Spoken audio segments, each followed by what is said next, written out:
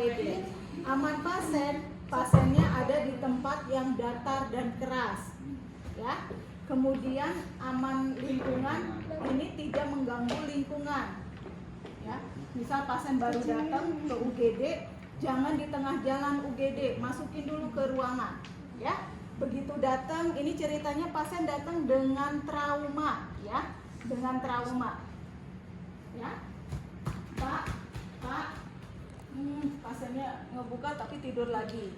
Ada pasien baru di kamar trauma, di kamar 5, ya. Kemudian setelah itu kita lakukan, kita udah mulai ke A ini, ya. Kita lakukan airway, ya, penilaian airway, ya.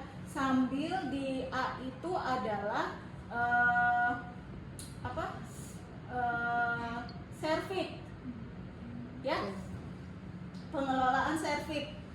Ini ada riwayat pasiennya trauma, ya, sehingga yang kita lakukan adalah diimobilisasi serviksnya. Kita ada di belakang, ya, posisinya adalah seperti ini, ya, ya. Jadi jangan sampai serviksnya ini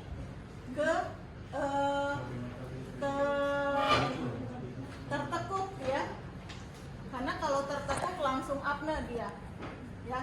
Kita curiga ada trauma, ya, curiga ada fraktur serviks. Oke, kita mobilisasi, datang sini,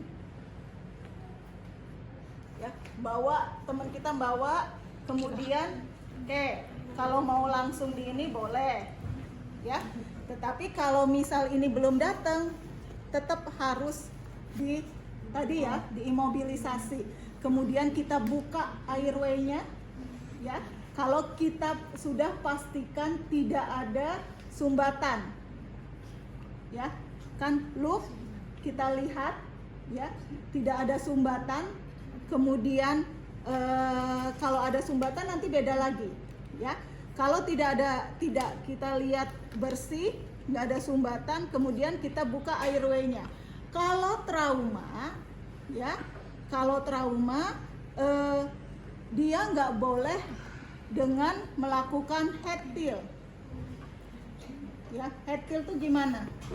Ini, ya, head tilt.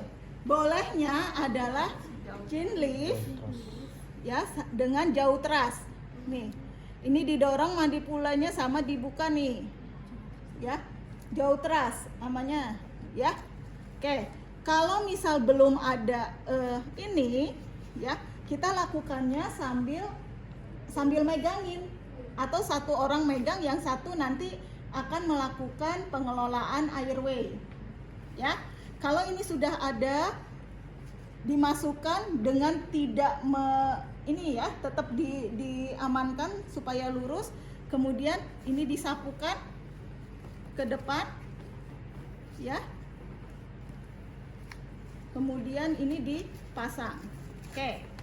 Nah, ceritanya ini sudah begitu ini sudah terimobilisasikan, sebenarnya kita lebih aman, ya. Berarti kita lihat, oh, ada sumbatan, dan kita dengarkan, ya. Kalau suaranya gargling, tahu suara gargling? Ya, kayak kumur-kumur, ya, kayak anak kecil kalau di dalamnya ada air, udah gitu dihok gitu, ya. Nah, itu namanya gargling, berarti dia ada sumbatan, ya.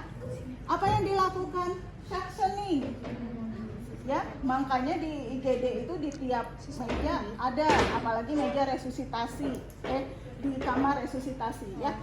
Tapi kalau misal ada snoringnya apa? Ngorok, ya. Ngorok itu biasanya ada benda padat yang menghalangi, ya. Bisa bakso, cilok, gitu, ya. Kalau ke anak kecil, iya. Atau yang sering terjadi benda padatnya tuh apa? Lidah jatuh ke belakang, ya. Nah, kalau ada benda padat, kalau cilok sama itu diambil ya, cross finger kemudian diambil. Tetapi kalau lidah jatuh ke belakang, kita akan pakai opa. Ya, nih opa, oropharyngeal airway. Ya. Nah, ini nih, ini termasuk ya aman pasen ya. Oropharyngeal airway atau mayo. Ya, caranya adalah sebelum memasukkan mayo kita harus mengukur terlebih dahulu. Ngukurnya dari mana? Dari sudut bibir sampai angulus di bawah. Ya, jadi sampai di bawah telinga. Ya, berarti itu pas. Ya, ini pas. Tadi pakai yang merah, merah ternyata lebih ke sini, ya. Mayo ini kenapa harus pas? Kalau kecil dia bisa ketelan. Nih, kayak ini nih. Ini kecil, bisa ketelan. Tetapi kalau terlalu besar atau terlalu panjang, dia akan merangsang refleks gas. Ya. Sehingga ketika ini dimasukkan pasiennya mau muntah. Ya. Jadi harus pas. Gimana cara memasukkannya? Memasukkannya dengan terbalik dulu, ya, masuk, ya, sepertiga atau setengah, kemudian kita putar 180, ya. Yang harus kita pastikan, ya, lidah jangan sampai ikut ke belakang. Kan tadi lidah udah jatuh nih. Begitu kita masukkan dengan yang terbalik, ngeluarinnya biasa ya. Kalau masukinnya ini menyusur palatung ya. Sesudah setengah atau sepertiga ini dibalik, kemudian dimasukkan ya. Nah, ini adalah untuk melihat ada sumbatan tidak. Kemudian di airway adalah bebaskan jalan nafas ya. Sesudah sumbatannya diambil, ya, kemudian kita bebaskan jalan nafas. Kalau sudah terpasang ini kita bisa langsung ya dibebaskan, ya, bisa. Kalau ini enaknya jauh teras berarti, ya, dibuka, ya. Oke, kemudian sesudah semua dilakukan, si leader tadi ya saya nilai, kelola, kemudian evaluasi. Ya, di airway nanti leadernya nanya, oke, mayo sudah dipasang, airway-nya gimana? Clear, karena udah bebas semua kan, ya, udah bersih, kemudian udah bebas. Oke, lanjut ke breathing, ya, kata leader. Di breathing yang akan melakukan, dia akan ngebuka, ya, kemudian lanjut ke breathing. Pasang oximetry. Nah, gitu ataupun sekali.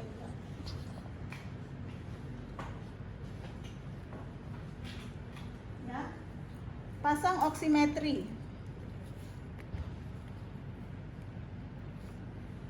Saturasinya 80, RR-nya di 35 kali per menit. Kata si breathing nanti yang akan ngelakuin ya. Oke, kasih oksigen. Dengan aliran tinggi, oksigennya pakai non-rebreathing mask. Ini alirkan ya di atas 10 liter per menit. Ya. Nah, sesudah itu saturasinya di 80. Oke. Pakai oksigen masih tetap di 80. Sekarang lakukan pemeriksaan respirasi karena ada gangguan kan, ya, saturasinya nggak naik-naik. Yang pertama dilakukan adalah inspeksi, ya, dilihat dulu, ya, pernafasannya asimetris, nggak sama, yang kirinya tertinggal daripada yang kanan, kemudian bentuk dadanya tidak simetris, lebih besar yang kanan. Kemudian tidak ada luka terbuka tapi ada jejas di yang kanan. Ya. Kemudian kita lanjutkan. Itu si ininya sambil berpikir, sambil observasi ya. Kemudian kita lanjutkan dengan auskultasi. Oke. Auskultasi, ini kok nggak ada suaranya. Nah, yang kiri suaranya vesikuler, yang kanan nggak ada atau suaranya kecil, ya. Vesikuler, kecil, ya. Ini vesikuler, ini kecil atau nggak ada bahkan, ya. Ini vesikuler di basal, nggak ada suaranya. Oke, kemudian sesudah itu lakukan perkusi, sonor, hipersonor, tiap ICS ya, sonor, hipersonor, sonor, hipersonor, sonor, hipersonor, ya. Kemudian sesudah itu lakukan palpasi. Palpasinya mulai dari trachea. Tracheanya deviasi ke kiri, ya. Kemudian sama ya, ini juga tiap CS ya. Ada krepitasi, ya. Tahu krepitasi? Krepitasi? Krepitasi itu kayak ada udara di dalam kulit. Jadi keras gitu. Kerasanya ya, nggak berbunyi, tapi kerasa ke tangan tuh keras gitu. Ya. Oke. Udah dilakukan? Oke. Curiga nih ada tension pneumotoraks. Ya, mungkin karena dari frakturnya ya. Ada tension pneumotoraks. Ini tertinggal dadanya. Ya. Tertinggal yang kiri dia nggak mengembang seperti yang kanan, ya. Ada tension pneumotoraks, ya. Oke, kelihatannya ada tension pneumotoraks. Lakukan needle thoracosintesis, ya. Kemudian dilakukan needle thoracosintesis. Supaya tidak ada ya.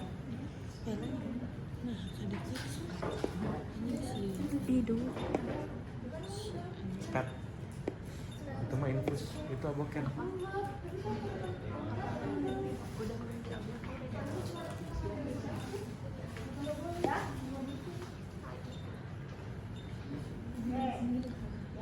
Sehingga kalian harus tahu apa yang harus disiapkan gitu ya. Nanti meskipun needle thoracosintesis ini kewenangan dari dokter ya, setidaknya kita membantu untuk nyiapin, oh kalau needle apa aja yang dibutuhkannya needle dengan ukuran besar ya. Nah ini yang 10, ada yang lebih besar lagi, terutama needle yang transfusi set itu lebih besar daripada needle 10 ini ya. Kemudian yang kita siapkan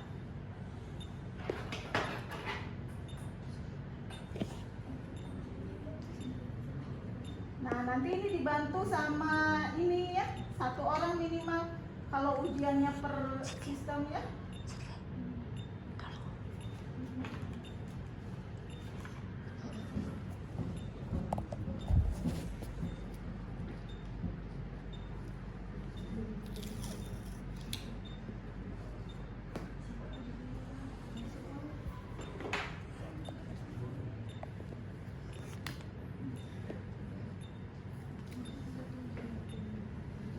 Ini dipotong ya, 1, kemudian ujungnya kita kasih lubang kecil ya.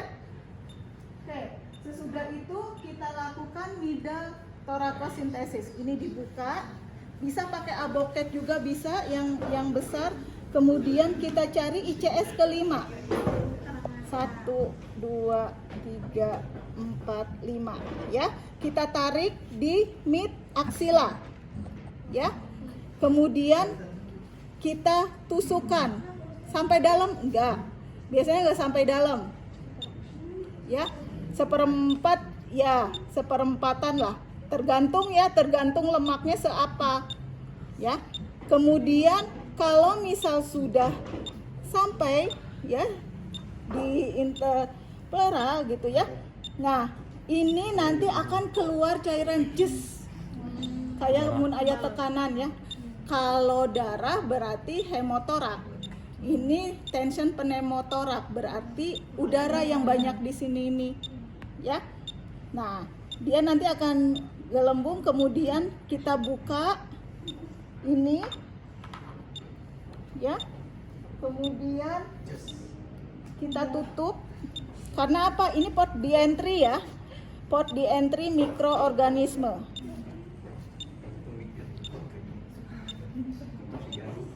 Dimasukkan ya. Dimasukkan. Kemudian nanti difiksasi. Ya. Ini adalah kewenangannya dokter ya. Cuman bisi dokternya nggak tahu mana yang harus ditusuk, kalian bisa ngasih tahu ya. Akhirnya difiksasi ya. Nah, ini ya needle sama penutupnya ya. Kalau di pasien nggak semudah ini ya, karena needle kecil. Makanya begitu kita curiga ada tension pneumotorak, langsung kita kolaborasi sama dokter bedah untuk dipasang WSD. Ya, ada yang kolaborasi, kita yang di sini tetap ya. Berarti si leadernya akan bertanya, oke, gimana evaluasi di breathing? Ya.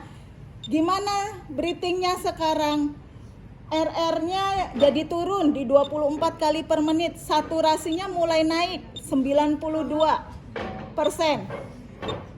Oke, lanjutkan ke C. Ya. Sirkulasi dan kontrol perdarahan di situ ya. Nah, tadi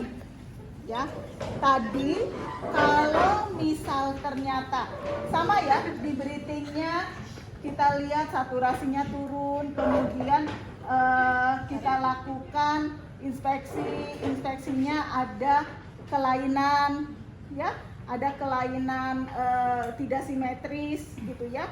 Kemudian di inspeksinya terlihat ada luka terbuka di dada kanan ya. Nah, kemudian di perkusinya sama, hipersonor dan sonor ya. Tetapi di krepitasinya tidak ditemukan di palpasinya tidak ditemukan krepitasi ya. Maka dicurigai pasiennya adalah open pneumotoraks ya. Ketika open pneumotoraks, kita tidak melakukan lagi ini karena tekanannya udah keluar, tapi dia open. Ya, justru terlalu banyak yang masuk ke dalam. Yang dilakukan adalah occlusive dressing 3 sisi. Ya. Gimana melakukannya?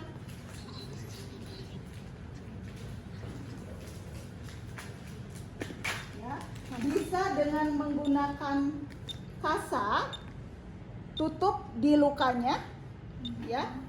Kemudian kita dressing 3 sisi ya.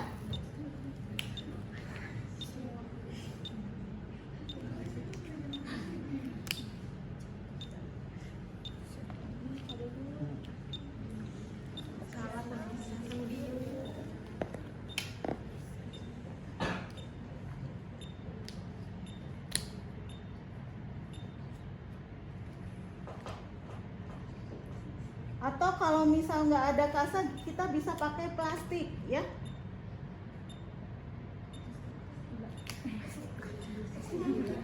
Ya, bisa disterilin dulu ya. Jadi 3 sisi itu ini, yang bawah tidak diplester pinggirnya ya. Ya. Nah, sesudah tadi pasiennya ternyata open pneumotoraks. Sesudah itu leader akan bertanya, sok evaluasi.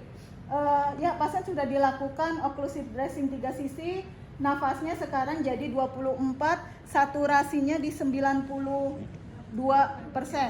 Oke, berarti teratasin. Kita ke C. Yang C itu yang pertama kita lihat, kita nilai ada nggak perdarahan, ya, baik internal atau eksternal, terutama eksternal. Kalau internal, laporin ke dokter bedah. Ini ada trauma tumpul abdomen, ada jejas di abdomennya, ya. Kalau eksternal yang terlihat, kita lakukan balut tekan, hentikan perdarahannya, ya. Oh, fraktur femur, hentikan perdarahannya. Oke, di dep ya, ditekan ya. Balut tekan tuh pokoknya ditekan. Mau ditekan sama apa aja boleh. Kalau misal punya torniket yang panjang buat paha, pakai torniket. Kalau enggak dipegang juga boleh sih, cuman lebar, cuman buat megangan ungkul ya. Jadi bisa kita fiksasi. Ya. Nanti Anda akan mendapatkan fiksasi. Kalau melakukan fiksasi itu dari distal kemudian ke atas ya. Ininya gulungannya ini ada di atas ya. Ini lebih mudah daripada gini. Oh iya. Ya. Jadi ininya di atas. Boleh dari sini boleh. Nah, kita kan gak kerja sendiri ya, ada yang bantu. Kalau misal pasiennya nggak bisa ngangkat biar cepat, ya.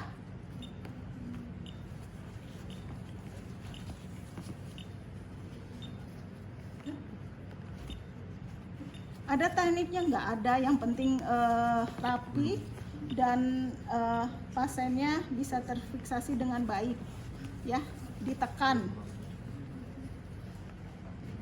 Ini.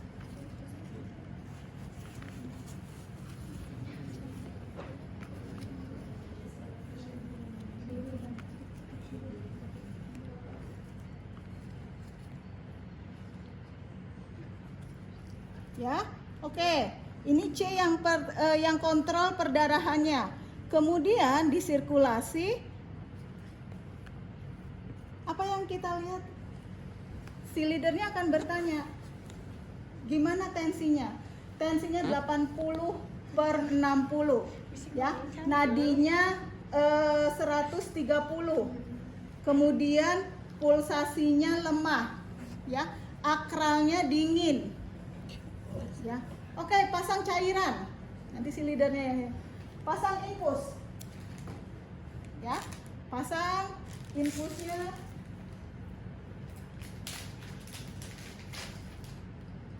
Nanti ada yang masangin, ya.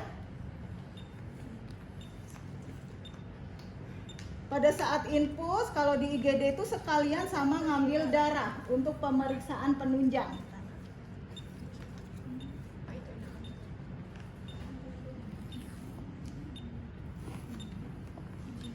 Ya, jadi pada saat diinfus diambil juga darah untuk pemeriksaan penunjang, ya. Nah, dicurigain tadi kan pasiennya kecil, semuanya pada hemodinamiknya turun ya.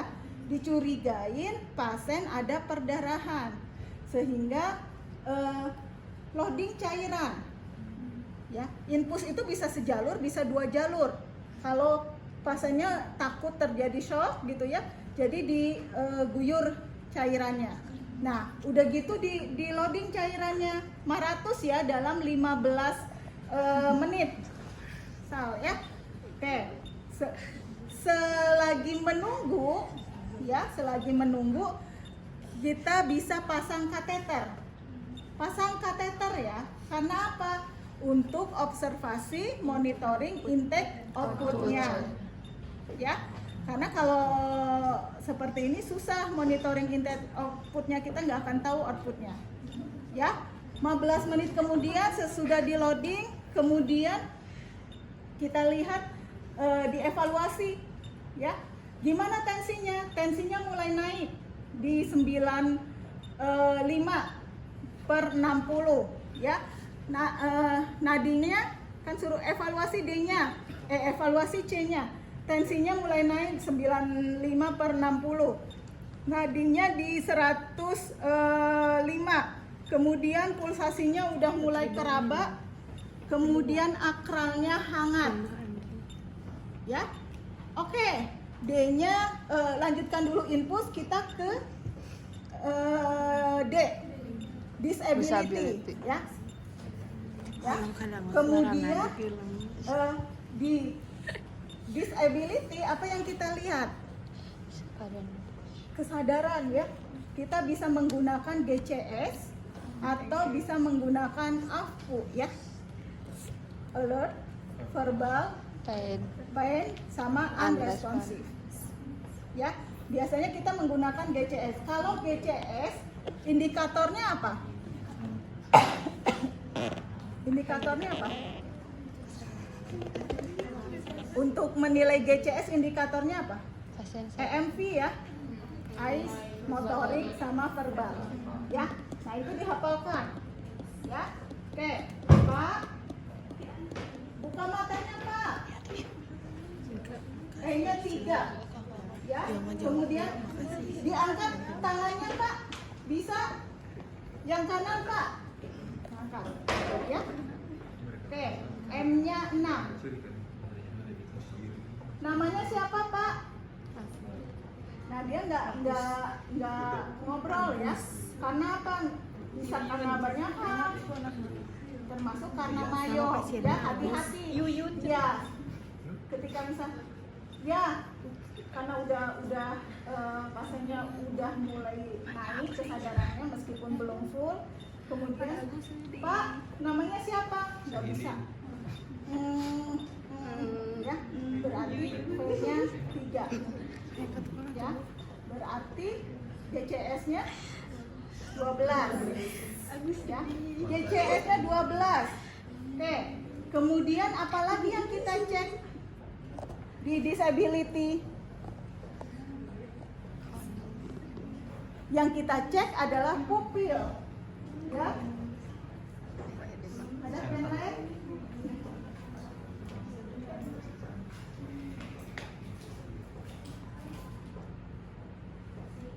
Oke, kita lihat ya pupilnya. Ya. Bentar ya, Pak. Pupilnya anisokor 25. Ya, yang kanan 2, yang kiri 5. Oke.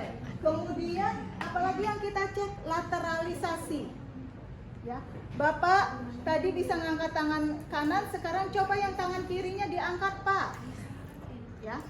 Yang tangan kirinya nggak bisa ya, Pak, ya? Ya. Berarti terjadi lateralisasi kiri.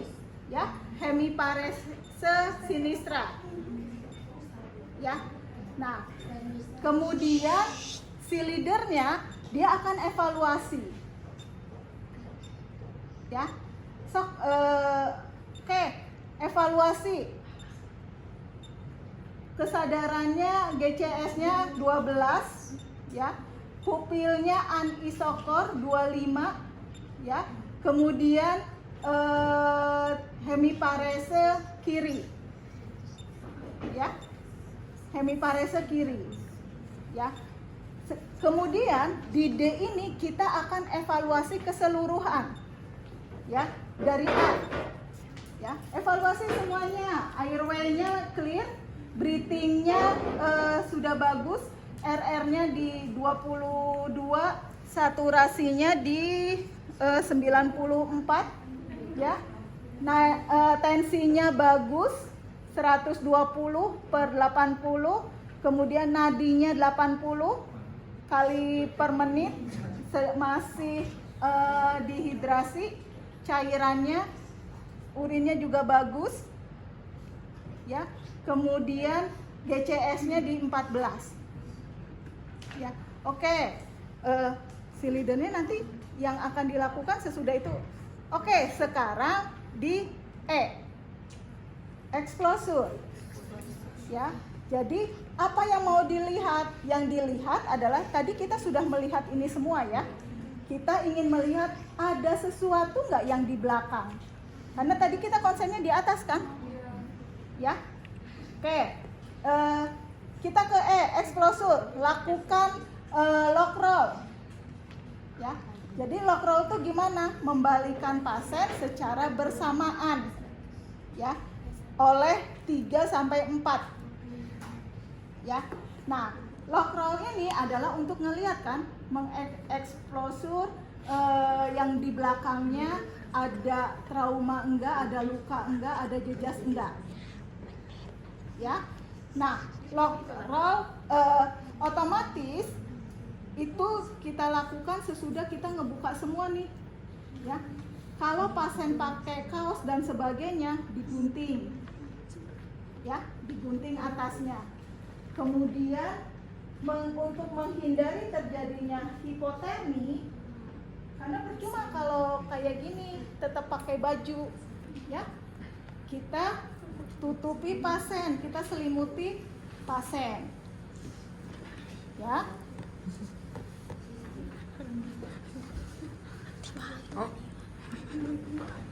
Ya. Kemudian sesudah itu kita lakukan lock roll. Ke arah mana? Ke arah tubuh yang sehat. Tadi ada hemaparese kiri, ya. Berarti kita lakukan ke kanan. Semuanya ada di kanan. Coba sini 3 orang. Sok. Lock rollnya dua tangan. Nah. Dua tangannya agak lebar. Siapa ini? Silang. Kemarin di dalamnya dia. Ya. Susah. Pegang tangan. Oke. Ya. Dibalikan secara bersamaan. Ya. 1, 2, 3. Ya.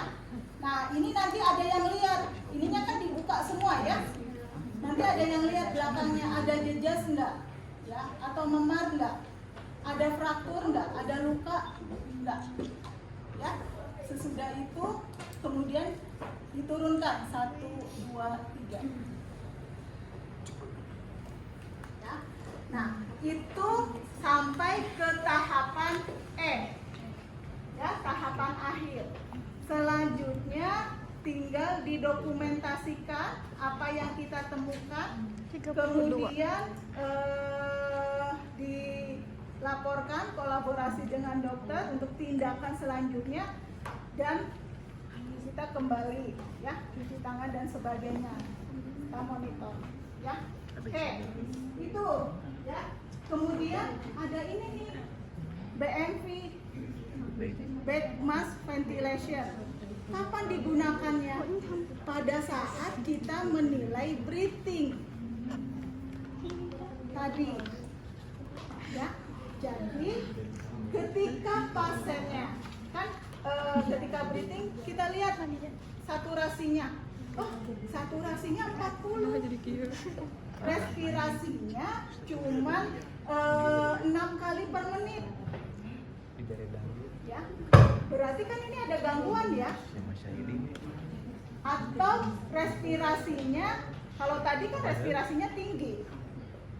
Ya. Di 30. Jadi pakai dulu ini, siapa tahu turunnya itu karena kurang oksigen, hipoksia, ya. Kalau tadi di 6 kali per menit, sesudah kita lihat saturasi 60, kemudian di 6 kali per menit, ya, maka kita beri ventilasi, ya, atau dia pernafasannya agonal. Agonal tuh, ya, satu-satu, ya, pernafasannya satu-satu, kayak udah mau apne, ya. Nah, kalau itu kita beri bantuan ventilasi, ya. Oke. Ini ya. Kita beri bantuan ventilasi, ya. Kalau yang agonal berinya berapa? 2 kali. Kemudian cek nadi. Ya. Tetapi kalau misal dia ternyata ventilasinya masih ada tapi lambat sekali, kita bantu dengan memberikan ventilasi sebanyak 12 kali per menit. Ya. 2.000. Sambil ini kita langsung akan melakukan intubasi. Ya. karena nggak bagus ventilasi segitu kan. Jadi harus dilakukan intubasi oleh dokter. Ya. Kemudian dipasanginnya melalui tipis ke ETT-nya. Nah, itu sama ini juga 1.000 ya. Oke, dari sini ada yang mau ditanyakan?